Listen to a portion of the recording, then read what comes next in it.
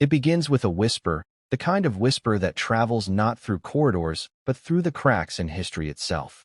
A whisper that once lived in the heart of a woman who had every reason to fear for her life.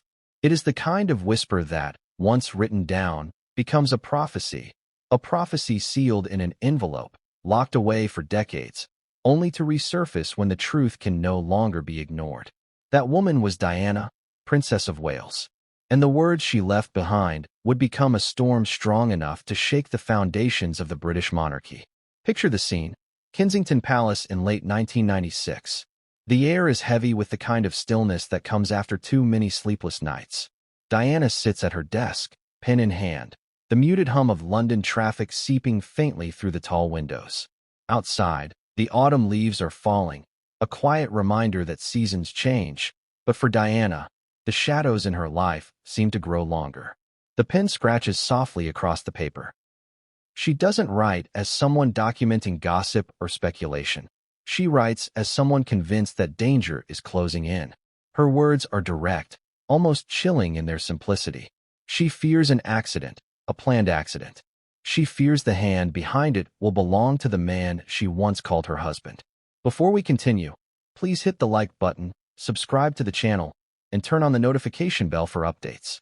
The letter would become known as one of the most haunting relics of her final months. It is not just a piece of paper. It is a map to a tragedy that the world would soon witness but never fully understand. Those close to Diana recall how she spoke of feeling hunted, of being constantly watched. She told friends she had been warned that her life might end suddenly, in a way that would seem like misfortune but would be anything but accidental. Many dismissed these fears as the paranoia of a woman hounded by relentless paparazzi and a collapsing marriage. But for Diana, the threat felt real, and it was personal. In the years since her death, much has been said about that August night in Paris. The tunnel, the flashbulbs, the mangled Mercedes, the chaos and confusion. The official reports spoke of driver error, speed, and alcohol. But for those who had read the letter, or even heard whispers of its contents, the tragedy was never just about a car crash. It was the fulfillment of a prediction, one she had etched in her own hand, months before the metal twisted and lives ended. For decades, the monarchy weathered the storm, holding its silence like a shield. Investigations came and went. Inquiries were launched and closed. But the idea that the future King of England could be implicated in the death of the mother of his children was something the establishment could never allow to take root. Until now. Until that letter, yellowed at the edges, but still potent with its truth, found its way into the hands of those willing to act on it. The revelation did not come quietly. It arrived like a thunderclap, shattering the fragile peace that had been maintained since the late 1990s. This was not the speculation of conspiracy theorists or the dramatics of tabloid gossip. This was Diana's own testimony, written in her own voice, and it had survived untouched. The letter named her fear plainly, that Charles, then Prince of Wales, wanted her out of the way, that he wanted to clear the path for a remarriage, that she might die in a staged car crash. It was all there, sealed in ink long before the events in Paris. The letter's journey from Diana's desk to the courtroom that would later shake the monarchy is a story in itself. For years it was guarded by her trusted former butler, Paul Burrell, a man who would later face both adoration and criticism for the secrets he carried.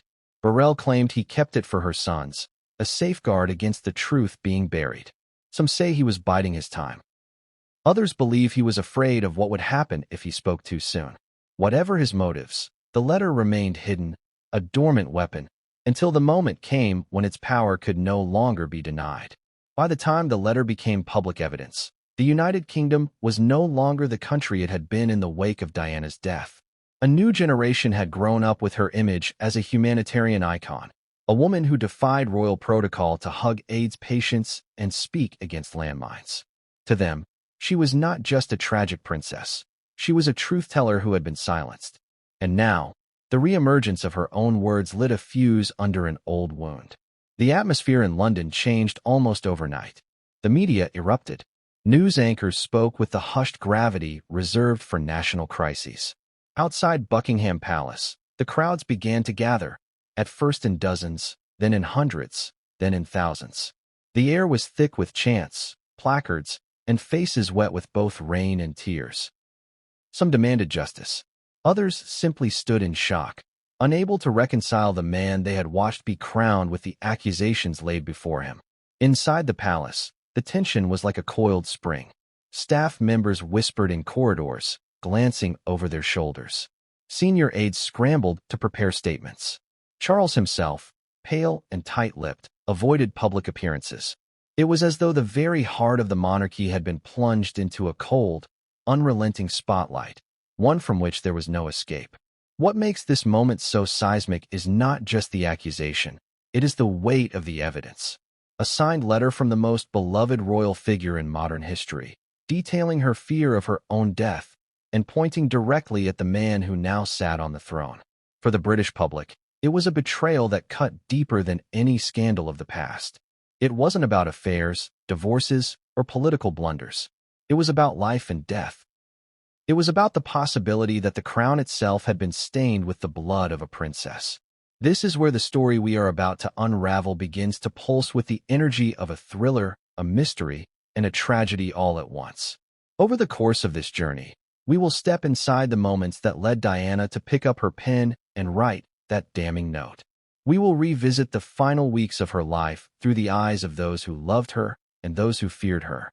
We will trace the path of the letter from its creation to its courtroom debut, and we will witness how its contents not only led to a guilty verdict against a king, but also to his humiliating removal from the home that symbolized royal power for centuries.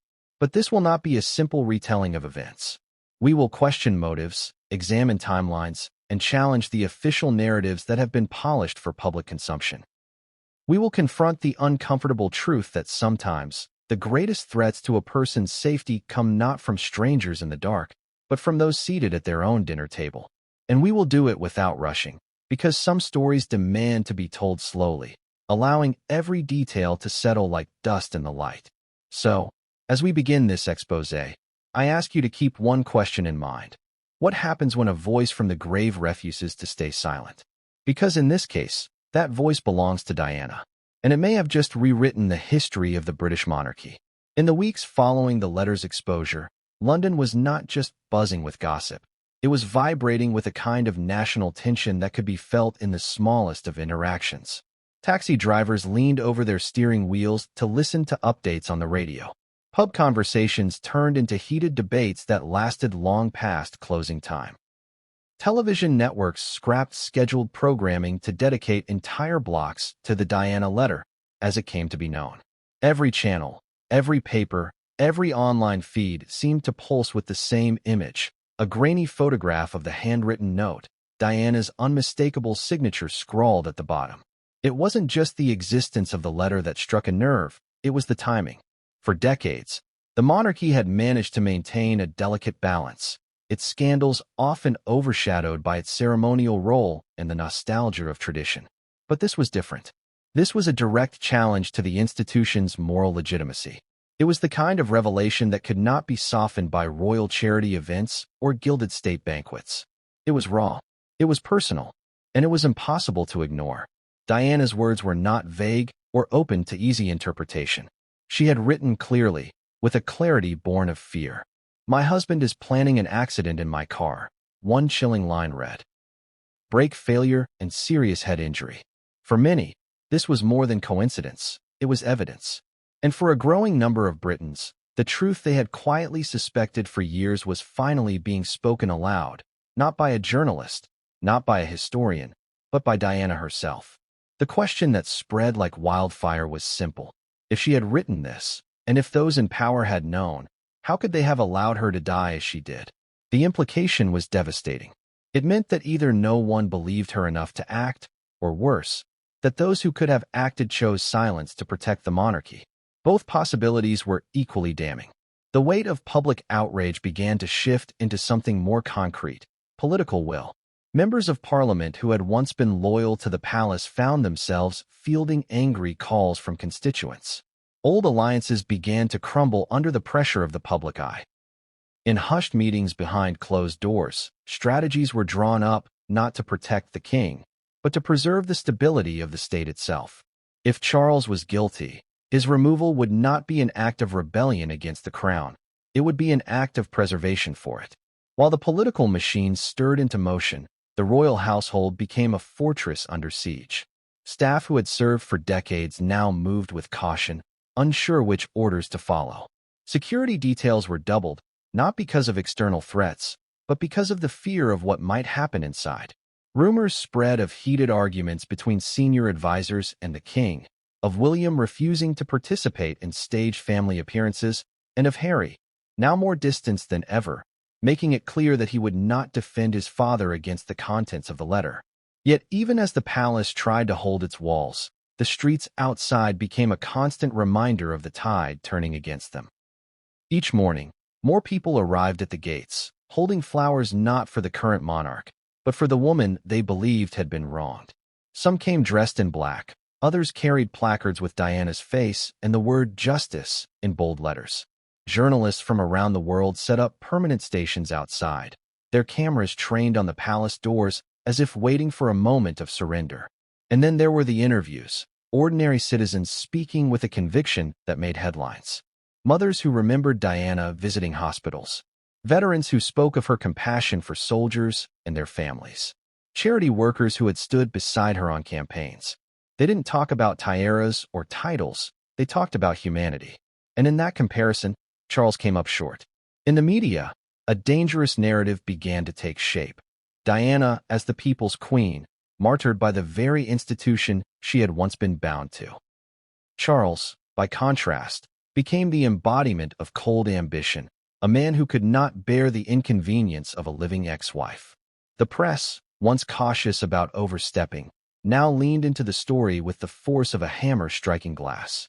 Every photograph of Charles was scrutinized, every statement parsed for signs of guilt. The introduction of the letter into official proceedings marked a point of no return. Legal experts dissected its significance, forensic analysts confirmed its authenticity, and historians placed it alongside some of the most explosive documents in modern royal history. Suddenly, what had been whispered in corners for decades was being read aloud in courtrooms and broadcast on the evening news. But perhaps the most haunting part of all was this. The letter didn't just accuse, it predicted. Every detail Diana had feared seemed to align with the events of that night in Paris. The supposed brake failure, the sudden, violent crash, the severe head injuries. Even the location, a tunnel, offered the kind of enclosed, controllable environment that conspiracy theorists had long argued made it the perfect stage for a planned disaster. This was the fuel that kept the fire of public anger burning, even when palace spokespeople tried to dismiss the letter as the product of paranoia. People remembered too well the Diana they had seen in public, the woman who smiled through adversity, who had spoken candidly about her struggles with mental health but had never seemed detached from reality. If she had written those words, they believed it was because she truly felt the danger was real. And so, with the stage set, the kingdom found itself standing on the edge of a precipice. The monarchy, which had endured wars, abdications, and scandals for centuries, now faced a challenge unlike any before it. The possibility that the king himself had been complicit in one of the most infamous tragedies of the modern age. This is where our story begins. Not in the crash itself, but in the quiet, deliberate stroke of a pen across paper in a room at Kensington Palace. Because sometimes, history is not rewritten in the roar of an explosion, but in the stillness of a moment when truth is set down in ink and left to wait for its reckoning. And in this case, that reckoning had arrived. It was late autumn in 1996 when the act that would one day shatter the monarchy quietly took place. The light in Kensington Palace was dim, the day's gray skies pressing against the tall windows. Diana, Princess of Wales, sat alone in her study, the noise of the outside world muffled by heavy drapes. A pen rested on her desk beside a stack of official correspondence, yet it was not to a charity patron or a foreign dignitary that she was about to write. The audience for her words was far smaller and infinitely more personal. One trusted confidant who, in her mind, might be the last person able to protect her truth. The air was heavy, thick with the unsaid. Diana's life had become a complex web of appearances, both public and private. Outwardly, she was still the radiant figure the public adored, smiling for cameras, embracing children, visiting hospitals, lending her name to causes the crown had often overlooked. Inwardly, she felt the shadows closing in. Conversations she'd once dismissed as paranoia were taking root in her mind. A growing unease settled in her chest each time she stepped into a car or found herself in a public place without trusted allies. She had begun to believe that she was not simply a victim of relentless media pursuit, but a target in a far more calculated scheme. The pen began to move, each stroke deliberate. She did not ramble or embellish. Her words were measured, as if she knew they might one day be read in a courtroom. She addressed the note to Paul Burrell, her former butler and longtime confidant, a man she believed had the loyalty and discretion to guard it until the time was right. She explained, without hesitation, that she feared her husband, then Prince Charles, was planning an accident in her car. She described the likely method: brake failure and a head injury. She said it plainly, with the certainty of someone who had heard enough to believe it. The atmosphere in that room, had anyone been there to witness it, would have been electric with tension. This was not a diary entry written to purge emotion. It was a calculated act, a laying down of evidence. Diana was placing a marker in history, one she knew could not be ignored if the worst happened. She signed it, sealed it, and handed it to Burrell with instructions to keep it safe. The weeks that followed saw no easing of her fears. Friends noticed she had grown more vigilant.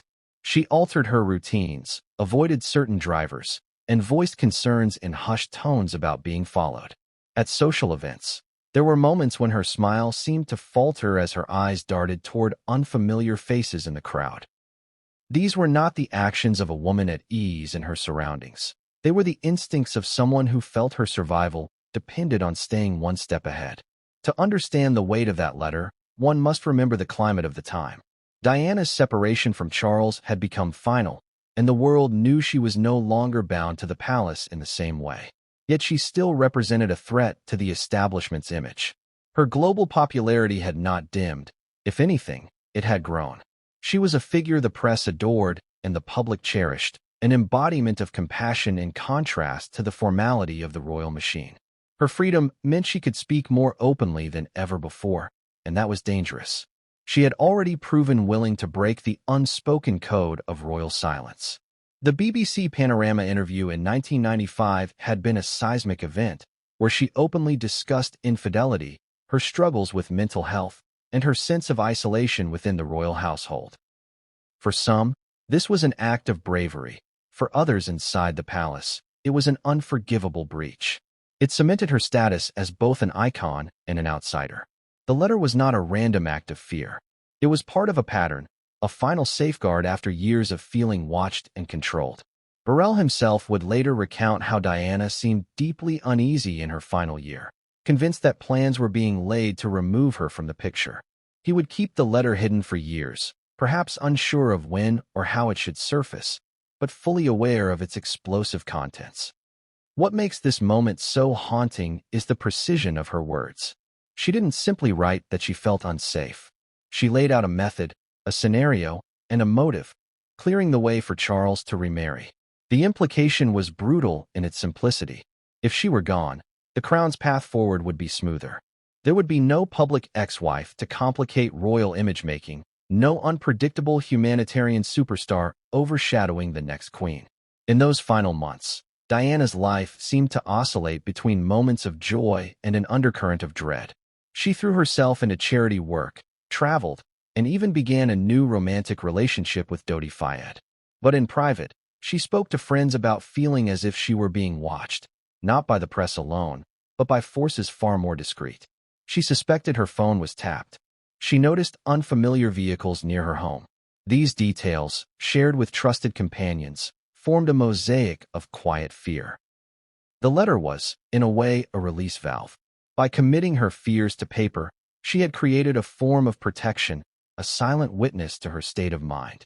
Should anything happen, it would speak for her when she could not.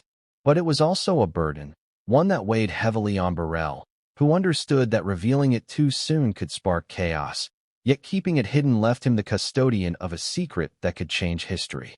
For years after her death, the existence of the letter would be whispered about in certain circles. Journalists caught hints of it. Insiders hinted at its contents, but no one could produce it.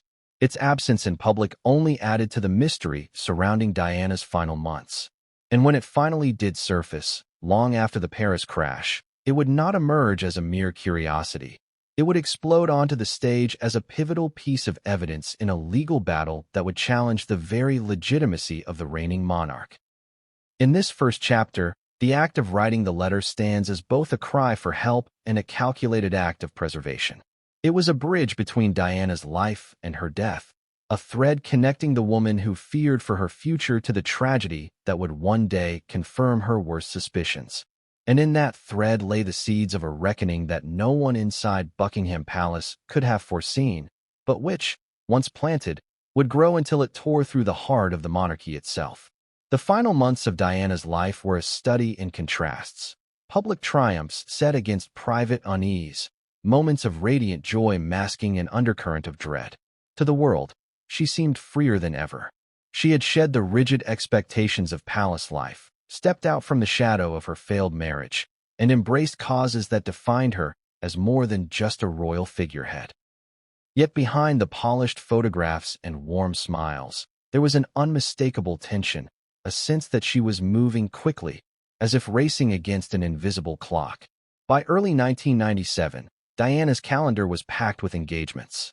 Her work on landmine clearance had taken her to Angola in January, where photographs of her walking through a cleared minefield in protective gear made headlines worldwide. It was a striking image, a princess turned activist, confronting one of the most dangerous remnants of war. The trip was not just symbolic, it was a call to action, one that brought her praise from humanitarian groups and criticism from political figures who saw her involvement as meddling in policy. But Diana had stopped caring about the boundaries others tried to impose. Her cause was clear, and she pursued it with a determination that hinted at both courage and urgency. Friends noticed that her energy during public appearances was matched by an increased restlessness in private. She seemed to be in constant motion, traveling, meeting new people, exploring opportunities that took her far from the constraints of royal protocol. In May, she attended the Met Gala in New York, dazzling in a navy silk dress, and later spent time on a yacht in the south of France with friends. It was during this period that she grew closer to Dodi Fayed, the son of billionaire Mohammed Al Fayed. Their relationship, which began as a friendship, quickly developed into something more intimate over the summer months. To the press, Diana and Dodi were a story tailor-made for glossy covers, the glamorous princess and the wealthy playboy. Paparazzi trailed them relentlessly, capturing images of them on his yacht in the Mediterranean, kissing on the deck, laughing in the sun.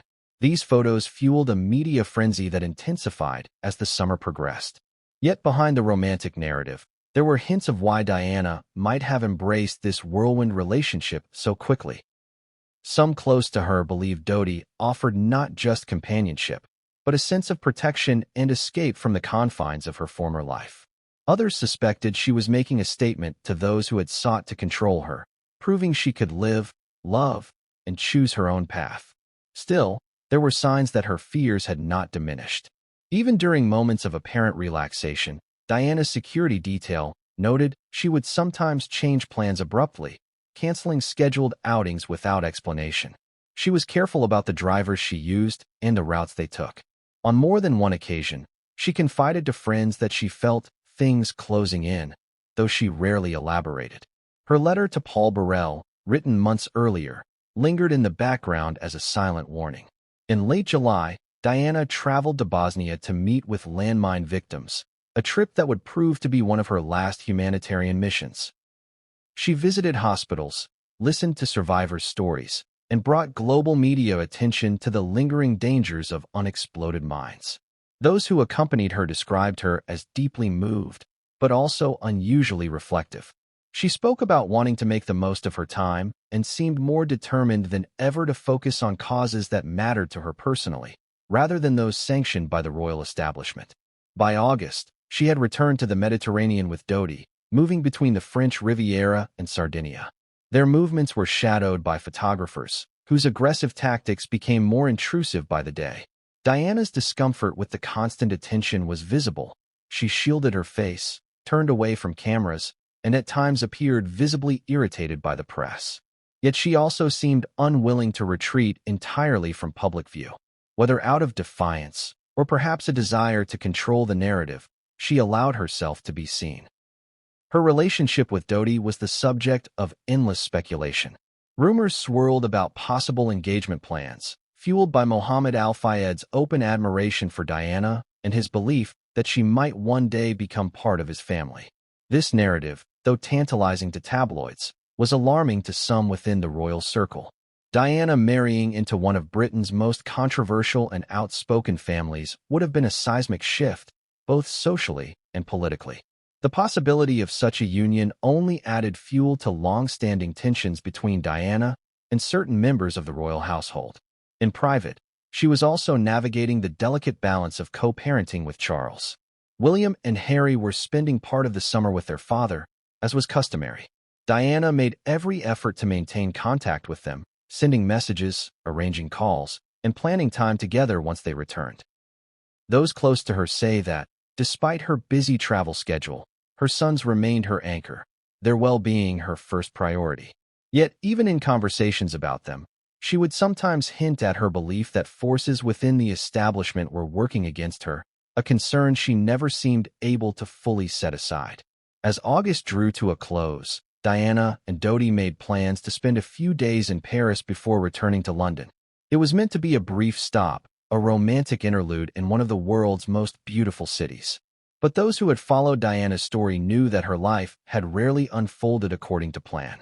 There was an unease to her movements, a sense of unpredictability that came from both her own choices and the pressures surrounding her. In these last weeks, Diana seemed to embody two opposing forces. On one hand, she was vibrant, engaged, and determined to shape her own destiny. On the other, she was wary, watchful, and guarded. This duality made her both magnetic and tragic, someone the world could not stop watching, yet someone who seemed to sense that her time in the spotlight was drawing to a close. The letter she had written the year before loomed larger than ever in hindsight. In it, she had foreseen the possibility of a staged accident. Now, as she moved through a summer of intense scrutiny, new romance, and political activism, the pieces of her life seemed to be converging towards something inevitable. Whether she felt it in her bones or simply understood the risks of living so publicly, Diana's final months carried an unmistakable weight. Her laughter on the yacht, her solemn expression in Bosnian hospitals, her tense exchanges with photographers, all of it would be poured over endlessly after her death, as the world searched for signs, clues, and answers. And while the truth of what she feared may never be fully known, the choices she made in those months, bold, risky, and unapologetically her own, would shape not only her legacy, but the events that would follow in Paris on the night of August 31st, 1997. The last day of August 1997 began like any other summer Saturday in Paris. Humid air clinging to the Seine, the late afternoon sun casting golden light on Haussmannian facades. For most of the city, it was a day of leisure. For Diana, Princess of Wales, it would become the final chapter of her life, unfolding in a series of decisions and moments that would later be dissected second by second. Diana and Dodi Fayed had flown into Le Bourget Airport earlier that day, returning from the French Riviera. Their plan was to spend the evening at the Ritz Paris, a hotel owned by Dodi's father, Mohammed Al-Fayed, before heading to Dodi's apartment near the Champs-Élysées. It was supposed to be a short, private stopover, an evening away from the intrusive eyes of the press before Diana returned to London. Yet the city's photographers were already on alert. Word had spread quickly that the couple had arrived, and for the paparazzi who had followed them all summer, this was another chance to capture the image that could sell for thousands. By early evening, the Ritz's Place Vendôme entrance was surrounded by cameras. Inside, the couple tried to maintain a semblance of normalcy. They dined in the hotel's imperial suite, a lavish space filled with antique furniture and soft golden light. Staff who served them noted that Diana appeared tired but calm, dressed casually and speaking quietly to Dodi. Throughout the meal, she kept glancing toward the windows, as if aware of the unseen eyes outside. At some point during the evening, Dodi decided they would avoid the main entrance when leaving for his apartment. Instead, they would exit from the rear, using the Rue Cambon exit, a move intended to outwit the photographers. For this task, Henri Paul, the Ritz's acting head of security, was assigned to drive them. Reports later revealed that Paul had been drinking earlier in the evening, though at the time, no one intervened to stop him from taking the wheel. Shortly after midnight, the plan was set. A decoy car would leave from the front entrance to draw away the paparazzi, while Diana and Dodi would slip out the back in a black Mercedes-Benz S280. Alongside Henri Paul in the driver's seat was bodyguard Trevor Rees-Jones, the only one of the four to survive the night. Diana sat in the rear right seat, Dodi to her left. They were not wearing seatbelts. The streets of Paris at that hour were quiet, save for the low hum of occasional traffic and the persistent whir of motorbike engines behind them. Paparazzi who had spotted the ruse and were now tailing the car at high speed. Witnesses along the route would later recall hearing the roar of an engine as the Mercedes accelerated down the Cours la Reine and onto the Riverside Expressway. The chase was on, the press determined to get one last shot of the couple before they disappeared into the safety of Dodi's apartment. At approximately 12:23 a.m., the car entered the Pont de l'Alma tunnel. What happened next took less than a few heartbeats. According to investigators, the Mercedes struck the right-hand wall, swerved, and collided head-on with the 13th pillar of the tunnel. The front of the car crumpled instantly. The sound of metal twisting under force echoed through the underpass, followed by the eerie stillness that comes in the seconds after a violent crash. Within moments, photographers who had been in pursuit arrived at the scene. Some began taking pictures immediately, others tried to help. Trevor Rees-Jones was conscious but badly injured. Henri Paul was dead. Dodi had no pulse. Diana was still alive, though gravely wounded, slipping in and out of consciousness. Witnesses recalled her moaning softly, as if calling out to someone far away. Emergency responders were on the scene within minutes. The decision was made to treat Diana at the scene for nearly 40 minutes before transporting her to Pitié-Salpêtrière Hospital. The journey through the streets of Paris was slow, with the ambulance stopping several times as medics fought to keep her heart beating. At the hospital, surgeons worked desperately to repair a torn pulmonary vein, but the damage was too severe. At 4 a.m., Diana, Princess of Wales, was pronounced dead. News of the crash spread with the speed of lightning. In London, Buckingham Palace issued a statement acknowledging the accident, but withholding confirmation of her death until her family had been informed. In the early hours, television screens across the world carried grainy footage of the tunnel, flashing ambulance lights, and the grim faces of police officers cordoning off the scene. By morning, Paris had become the epicenter of global grief. Crowds gathered outside the hospital, many carrying flowers or candles. In London, people began streaming toward Kensington Palace, laying bouquets against the black iron gates. The air was heavy with disbelief. To her admirers, Diana had seemed untouchable, resilient, glamorous, and full of life. Now she was gone, her final hours spent in a desperate flight from the very press that had defined so much of her existence. The official narrative took shape quickly: an accident caused by excessive speed, a driver under the influence, and relentless paparazzi pursuit. Yet for those who had known of her letter, for those who had heard her speak of her fears, the explanation felt incomplete. The parallels between her prediction and the events in the Pont de l'Alma tunnel were impossible to ignore. A car crash, severe head injury, circumstances that could be passed off as a tragic accident. In the days that followed, every detail of the night was scrutinized. Why had Henri Paul been allowed to drive? Why had the couple not been wearing seatbelts? Why had the ambulance taken so long to reach the hospital? Conspiracy theories flourished, some wild and implausible, others rooted in the unsettling precision of Diana's earlier warnings. The fact that she had confided her fears in writing made the official story harder for many to accept. For the royal family, the immediate focus was on appearances. The Queen and senior royals remained at Balmoral with William and Harry, prioritizing their privacy in the hours after their mother's death. But as public grief turned to anger, questions about the palace's handling of the tragedy intensified. Meanwhile, in private, the existence of the letter was a subject no one wanted to address, at least not yet. The night in Paris was the kind of event that leaves a permanent scar on collective memory. People remember where they were when they heard the news, the hushed tones of broadcasters, the surreal images of a princess's coffin draped in the royal standard. But for those who believe in the darker version of events, it was not just the end of Diana's life. It was the fulfillment of a plan she had foreseen, one that had been set into motion long before the Mercedes turned into that tunnel. The tragedy was immediate and undeniable. The questions it left behind would prove far more enduring. In the years ahead, the crash in the Pont de El Alma would be revisited again and again, in documentaries, in courtrooms, in whispered conversations behind closed doors. And at the center of it all would be the memory of that night, a collision of steel and fate in a Paris tunnel, and the woman who had predicted it in her own hand months before it came to pass. The hours following Diana's death were unlike anything Britain had seen in living memory. It was still dark in London when the official confirmation reached the public, but the city was already stirring with a sense that something monumental had shifted. Radios in kitchens, taxis, and early morning markets carried the somber tone of presenters delivering the news. Television screens filled with black and white images of Diana and happier times, overlaid with the words, Princess of Wales 1961 to 1997. At Kensington Palace, staff members who had served her for years moved about in stunned silence. Many had learned the news not from a private call, but from the press.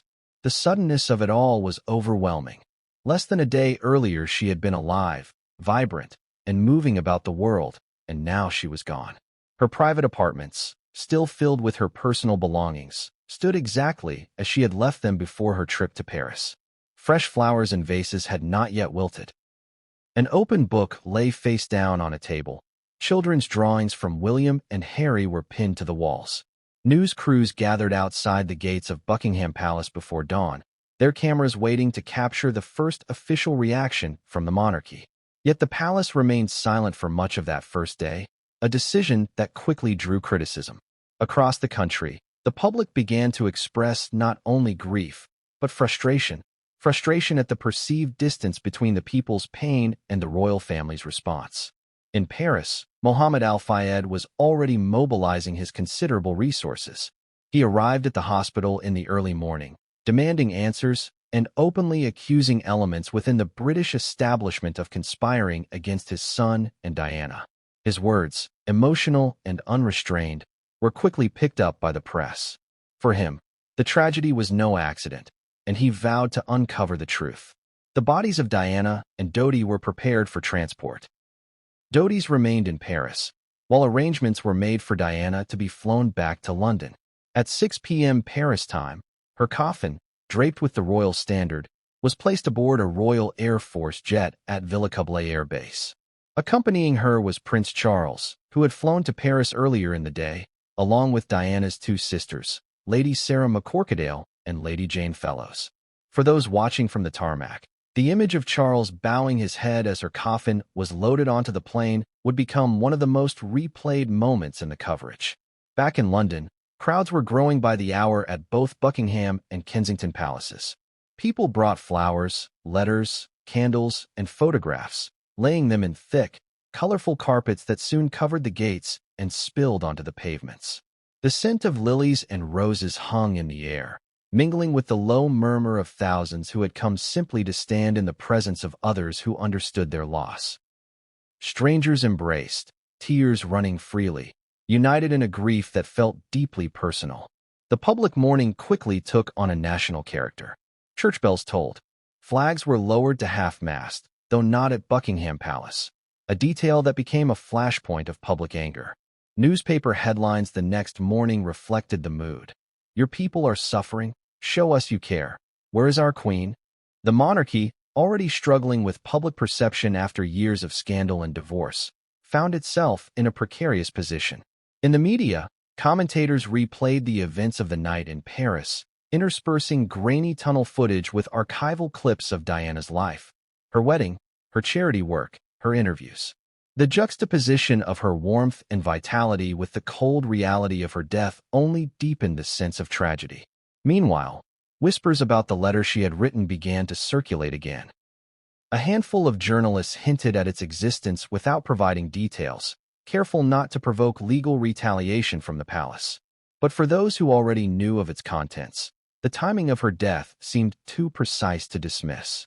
At Balmoral Castle in Scotland, where the Queen, Prince Philip, Charles, and the young princes had retreated, the mood was tense.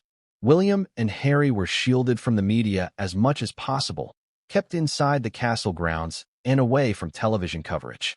Family members wrestled with how to explain the situation to them, knowing that their loss was both deeply personal and a matter of public consumption. Decisions about the funeral were made quietly, with input from both the royal family and Diana's family. It was agreed that she would receive a ceremonial funeral rather than a full state funeral, a compromise between royal protocol and the unprecedented public demand for a grand farewell. On September 5th, 5 days after her death, the Queen addressed the nation in a rare live broadcast. Standing in front of Buckingham Palace, she paid tribute to Diana as an exceptional and gifted human being. The address was carefully worded, but it acknowledged the raw emotion that had engulfed the country. For many, it was a relief to finally hear from her, though some felt it came too late to erase the impression of detachment. Behind the scenes, Scotland Yard and French authorities began coordinating their investigations. Official statements pointed to the paparazzi chase and Henri Paul's intoxication as key factors in the crash. Yet the inconsistencies in timelines, the unusually slow journey to the hospital, and the absence of certain CCTV footage from the tunnel fueled growing suspicion. Conspiracy theories multiplied, some far-fetched, others disturbingly plausible. In Mohammed al-Fayed's camp, private investigators were already gathering information. Witnesses were interviewed, photographs scrutinized, and alternative theories compiled. His determination to prove foul play was relentless, and it kept public attention fixed on the possibility that Diana's death was not the result of chance. For the general public, the immediate aftermath of the crash was an emotional storm: grief, anger, disbelief, and an unshakable sense that something about the official narrative didn't add up. The letter, still hidden from view, was the missing piece that could either confirm their suspicions or put them to rest. But for now, it remained in the shadows, guarded by the one man Diana had trusted to keep it safe until the time was right. The first week after her death cemented Diana's status as more than a royal figure. She became a symbol. The mountains of flowers, the rivers of tears, the haunting candlelight vigils. These were not simply tributes to a public figure. They were acts of defiance against the cold machinery of an institution that many felt had failed to protect her. The people claimed her in death as they had in life, and their grief became a quiet but powerful rebuke to the establishment. As her funeral approached, the stage was set for an unprecedented confrontation between public sentiment and royal tradition. The carriage carrying her coffin would pass through streets lined with mourners, every step watched by millions on television. And while the world would remember the flowers, the music, and the solemn walk of her sons behind her coffin, a different kind of reckoning was beginning. One that would, years later, bring her letter into the light and place the king himself on trial. For years after Diana's death, the official narrative remained unchanged. The Paris crash was described as a tragic accident caused by a drunk driver and the reckless pursuit of paparazzi. Inquests and reports reiterated this explanation, carefully dismissing or downplaying any suggestion of foul play. Public grief had eventually settled into a more reflective remembrance, and the monarchy had moved forward, reshaping its image in the wake of the crisis. But beneath the surface, there were currents that had never stopped moving: rumors, questions, and, for those who knew, the haunting presence of a letter that had never been made public. Paul Burrell, Diana's trusted former butler, had kept the letter locked away since she gave it to him in 1996.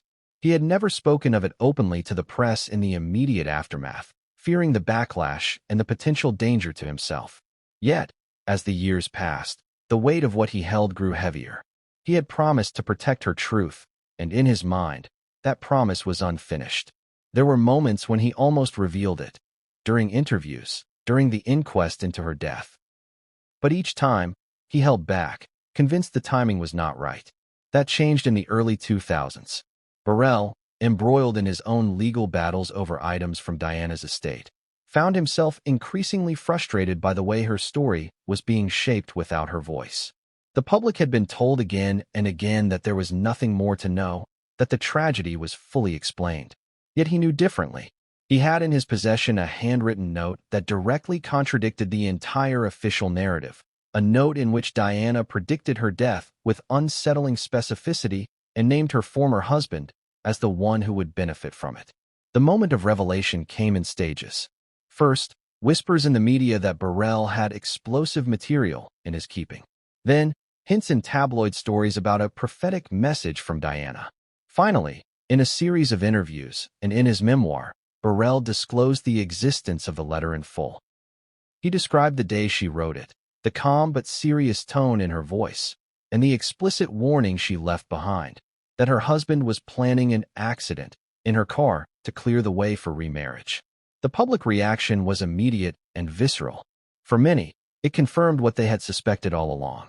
Phone and radio shows lit up with callers expressing outrage. Commentators debated the credibility of the claim, some pointing to Burrell's history with Diana as evidence of authenticity, others accusing him of sensationalism for profit. But the letter's authenticity was verified by handwriting experts, and its provenance was undeniable. It had come directly from Diana herself. Once the letter was made public, it could not be dismissed as idle paranoia. The parallels between her prediction and the circumstances of her death were too close to ignore: a high-speed crash, severe head injuries, and the plausible deniability of an accident in a controlled environment. The chilling accuracy of her words reignited public distrust toward the royal family and renewed calls for a deeper investigation.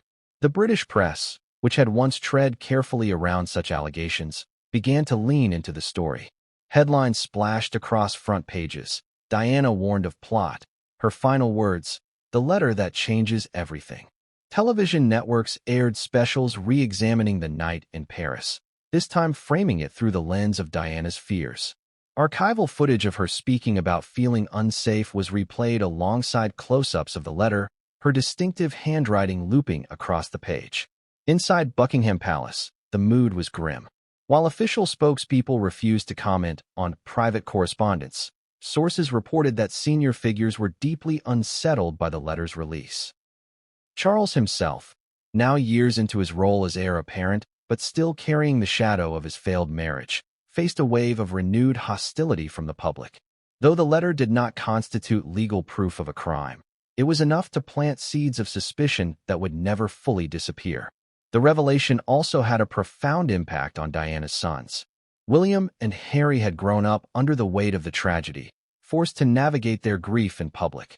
The idea that their mother had predicted her own death, and that her fears pointed to their father, was a burden few could imagine. Publicly, they remained silent, but those close to them described a renewed tension in their relationship with Charles. As the letter continued to dominate headlines, political pressure mounted. Members of Parliament began to question whether the official inquests had been thorough enough. Mohammed al-Fayed seized the moment, amplifying his long-standing claims of conspiracy and demanding a new investigation. For him, the letter was validation of everything he had said since 1997. In 2004, the Metropolitan Police launched Operation Paget, a formal inquiry into the various conspiracy theories surrounding Diana's death. The letter was a central piece of evidence, examined alongside testimonies, forensic reports, and newly reviewed security footage. While the final report concluded that there was no credible evidence of a murder plot, it acknowledged the letter's authenticity and Diana's genuine fears. For the public, that distinction did little to quiet suspicion. The long silence surrounding the letter had been a kind of protective shield for the monarchy. Once broken, the conversation around Diana's death shifted permanently. It was no longer a closed case in the minds of millions. It was an open wound, one that would continue to fester as more details emerged over time. For Burrell, the release of the letter was both a relief and a burden. He had fulfilled what he believed was his duty to Diana, ensuring that her words were heard. But he also became a lightning rod for criticism, accused of exploiting her memory. In interviews, he insisted that the letter belonged to history, that keeping it hidden would have been the greater betrayal. The long silence had broken, and with it came a new chapter in the Diana saga, one in which the official version of events would forever compete with the version she herself had written. The truth, whatever it was, now lived in the space between those two narratives. And in that space, public faith in the monarchy began to fracture in ways that could not be easily repaired. When the contents of Diana's letter became public, the existing wounds from her death were torn wide open. For many Britons, the official explanations they had been fed for years began to crumble under the weight of her own words. The pressure for answers grew too loud for the establishment to ignore. It was no longer just the voices of conspiracy theorists or those closest to her demanding the truth.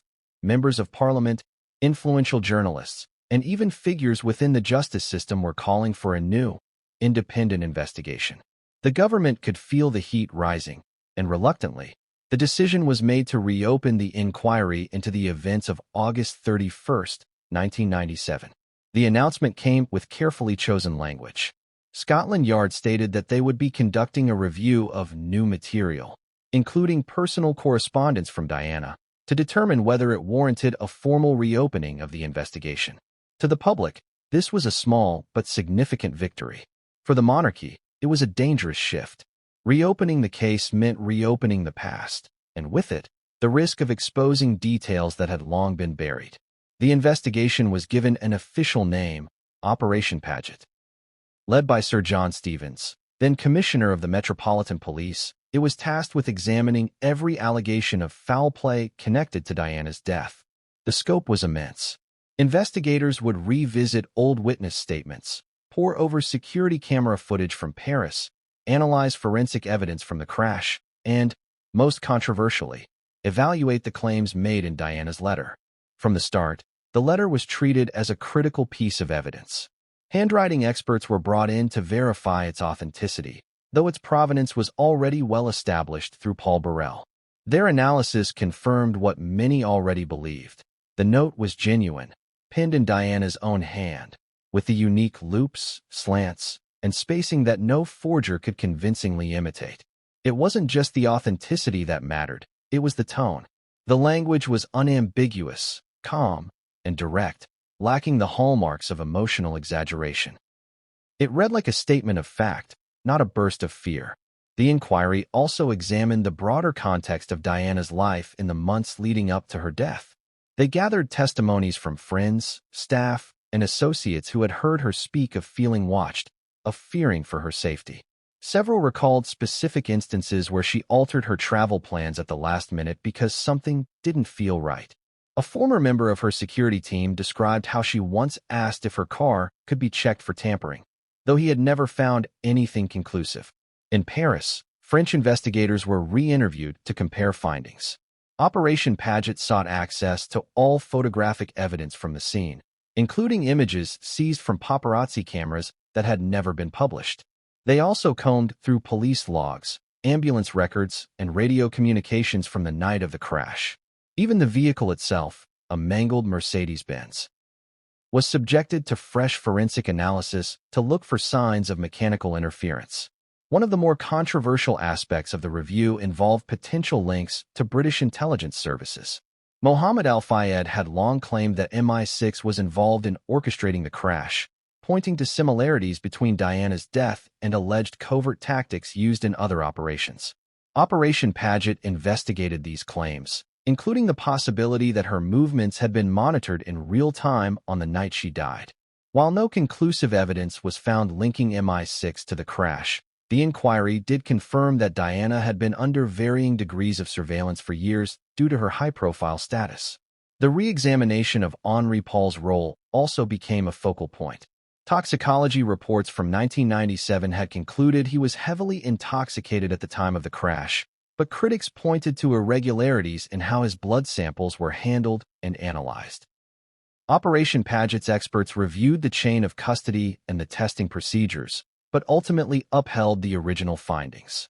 Even so, doubts lingered in the public's mind, doubts that were only strengthened by the precision of Diana's prediction in her letter. The media followed every stage of the reopened inquiry with relentless attention.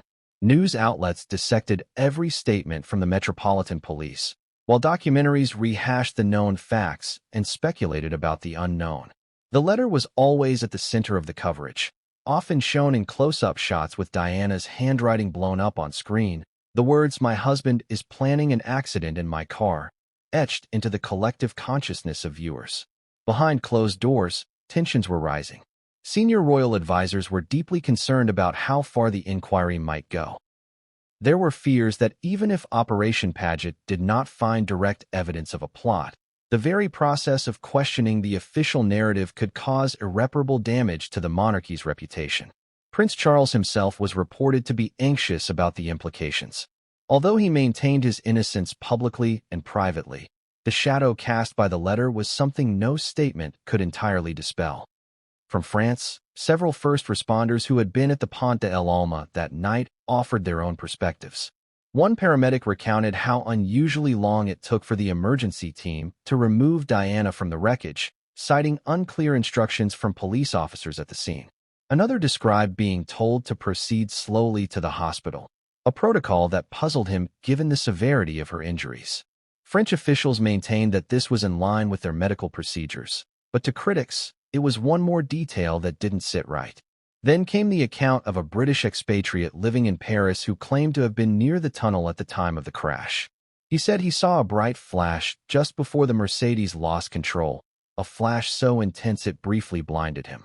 His statement echoed a theory that had circulated in certain investigative circles for years, that a high-powered light could have been used to disorient the driver. While no physical evidence was found to support this, the similarity between his account and existing speculation made it impossible to dismiss outright. As these testimonies accumulated, the inquiry faced increasing scrutiny from both the media and the public. Critics accused investigators of being selective in how they presented the evidence, choosing which accounts to highlight and which to bury in appendices. Those who believed in foul play argued that some of the most damning statements were being downplayed to avoid a direct confrontation with the monarchy. Inside Buckingham Palace, there was unease about the direction the testimonies were taking. Each new revelation, however minor in isolation, contributed to an overall picture that was uncomfortably close to what Diana herself had feared. Even without hard proof of a coordinated plot, the accumulation of inconsistencies, strange coincidences, and troubling witness accounts made the official tragic accident narrative harder to defend in the court of public opinion. The inquiry concluded that none of these testimonies provided irrefutable proof of murder. But for many, proof was never the point. The sheer volume of unusual details and corroborated concerns painted a picture of a woman who had been living under genuine threat in the months before her death. And the fact that these threats had been voiced, documented, and then seemingly fulfilled in Paris was enough to keep the suspicion alive. By the time this chapter of the inquiry ended, one thing was clear. Diana's story was no longer just about a car crash in a Paris tunnel. It had become a tapestry woven from her own fears, the recollections of those who had been close to her, and the testimonies of strangers who had witnessed pieces of the puzzle. And in the center of that tapestry remained the same name, the same implication that had been in her letter from the very beginning, a shadow hanging over the man who would one day be king. It was the kind of moment no one in Britain could have imagined just a decade earlier. A reigning monarch summoned to stand before a court of law, accused in connection with the most controversial royal death in modern history. The very idea seemed to upend centuries of tradition, where the monarch was seen as untouchable, immune from the everyday legal processes that bound the rest of the country. But the accumulation of witness testimonies, the resurfaced letter in Diana's own handwriting, and a public mood that had turned sharply against the crown pushed the matter to a breaking point. The political will that had once protected Charles was eroding, replaced by a determination to show that no one, not even a king, was above justice. The path to trial was neither quick nor straightforward. Legal teams representing Diana's family, joined by Mohammed Al Fayed's relentless campaign for answers, argued that the evidence demanded more than just public speculation or investigative reports. They called for criminal proceedings, framing the case not as an attack on the monarchy, but as a matter of accountability for a death that had left deep scars across the nation. Initial attempts to dismiss the case as unfounded were met with public outrage. Protests outside Parliament grew, carrying banners with Diana's image alongside the words, "Justice delayed is justice denied." International attention only added to the pressure. Foreign media, less constrained by British royal sensitivities, broadcast long, detailed segments on the allegations, replaying interviews with those who had spoken of Diana's fears. Footage of the letter itself became a recurring visual on news programs from New York to Sydney. While British networks remained cautious, they could not ignore the rising tide of opinion. When the High Court finally ruled that the case could proceed, it marked an unprecedented moment in the history of the monarchy. The trial venue was chosen with security and symbolism in mind.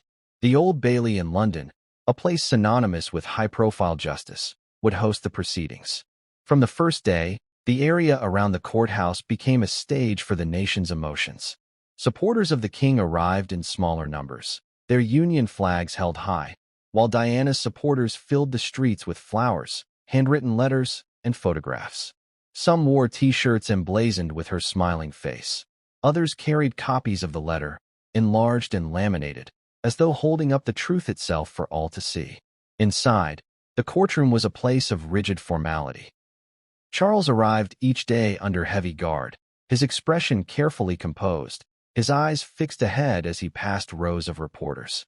The prosecution opened by laying out a timeline of events from Diana's final months, drawing direct lines between her written fears and the night of the crash. They presented the letter as the cornerstone of their case, reading it aloud in full for the court. The words seemed to hang in the air, their simplicity making them all the more haunting. Witnesses were called to testify under oath, many of them the same individuals who had spoken during the inquiry. The former security officer spoke again of Diana's repeated concerns and her suspicion that her vehicles were being tampered with. The hotel employee from the Ritz recounted the overheard conversation involving Henri Paul. The British expatriate described the flash in the tunnel, his voice steady but charged with the weight of memory. The defense countered with equal determination, portraying the letter as the product of a distressed mind under extreme pressure from the media and personal upheaval. They emphasized the official findings of both the French and British investigations, which attributed the crash to a combination of speed, intoxication, and paparazzi pursuit. Expert witnesses were brought in to challenge the plausibility of orchestrating such an event without leaving irrefutable physical evidence. Still, the trial was not purely a matter of legal argument. It was a theater of emotion. Each time the letter was mentioned, the public gallery seemed to hold its breath. When photographs of Diana's humanitarian work were shown to establish her state of mind and character, murmurs filled the room. The prosecution leaned heavily on the narrative of motive, suggesting that removing Diana would clear the way for Charles to remarry without the complications of a living, globally beloved ex-wife. The defense dismissed this as speculation, but the idea found fertile ground in the minds of those already predisposed to distrust the king. Media coverage was relentless. Tabloids ran with provocative headlines: "The People's Trial," "King in the Dock," "The Letter That Could End the Crown." Evening news programs dedicated entire segments to daily developments, while international outlets speculated on the impact of a guilty verdict on the stability of Britain's constitutional monarchy. Polls showed the public deeply divided. Some saw the trial as a necessary reckoning, others as an embarrassment that diminished the nation's dignity. As the weeks wore on, the emotional toll on all involved became visible. Charles appeared increasingly drawn, his features lined from the strain of both the trial and the relentless public scrutiny. The prosecution, though careful to keep their tone measured, projected a quiet confidence as they moved toward closing arguments. They reminded the jury that their duty was not to preserve tradition or reputation, but to weigh the evidence and decide whether it pointed to guilt beyond reasonable doubt. When the jury retired to deliberate, the country seemed to pause. For days, news channels carried little else, analysts debating every possible outcome. The streets outside the Old Bailey swelled again with supporters on both sides, the tension palpable. And then, on a gray morning heavy with drizzle, word came that the jury had reached a verdict. The courtroom was silent as the foreman stood. The verdict, once read, sent a shockwave through the chamber and beyond. Whatever the legal finding, it was clear that the trial had altered the monarchy forever. The image of a king on trial for the death of the mother of his children would not fade, regardless of the verdict specifics. For those who had believed in Diana's letter, the proceedings had confirmed their deepest suspicions. For others, The trial had been a test of whether the country could truly hold its most powerful figures to account. What came next, outside the walls of the Old Bailey, would be just as explosive as what had taken place inside. The consequences for the crown, for the government, and for the public's faith in the institution were only beginning to unfold.